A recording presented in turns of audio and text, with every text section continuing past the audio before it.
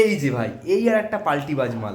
এই মালটার কথাগুলো শুধু শোনো। আমি তো আজকে 4 দিন ঘর ছাড়া এবং বিগত দিনে আমি একটা কথা বলেছিলাম, আমি হাবড়া অশোকনগরের ছেলে বলে আমি মারাত্মক ভুল করেছি এবং আমাকে হাবড়া অশোকনগরের ছেলেরা রাস্তায় ফেলে খুব মেরেছে। ঠিক যে রেজাল্ট বেরোলো তারপর থেকে আমার বাড়িতে হামলা হচ্ছে। আজকে পর্যন্ত আমি এখনো ঘর ছাড়া। জয় শ্রীরাম।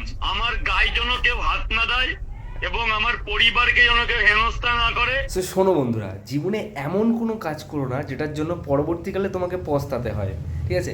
এখন এরকম অনেক পাল্টিবাজরা নিজেদের পিঠ বাজাতে, নিজেদের কুকর্ম ঢাকতে, নিজেদের ক্ষমতার লোভে অনেকে গেরুয়া পতাকা নিয়ে মুখে গেরুয়া রং মেখে সারাদিন জয় শ্রীরাম বলছে। অথচ এই 4 তারিখের আগেই এদের রং অন্যরকম ছিল। সে কি ফর্মা রে ভাই, সে কি ফর্মা! কেন এখন কেন 3-4 দিন ধরে এ দোকান দিতে পারছে না? বুঝতে পেরেছো তো অবস্থাটা কেমন গেছে? আর এই হারামজাদাটাকে আমি এটা বলতে চাই, তুই সব সময় ভিকটিম কার্ড খেলার জন্য হাবড়ার নামটা কেন নিস রে? তোর বাড়ি তো ঘুমাতে, ঘুমাতে থাক। বল ঘুমার ছেলে। হাবড়ায় কি তোরা তো হাবড়ায় এসছিস জীবনেও? হাবড়া চিনিস? কত বড় জায়গা হাবড়া, কোথায় কি আছে না আছে? হাবড়ার এমন গলিতে নিয়ে গিয়ে ছেড়ে দেবো, বাড়ি ফিরতে পারবি না আর কোনো দিন। হাবড়ার ছেলে কি ভাই তোদের?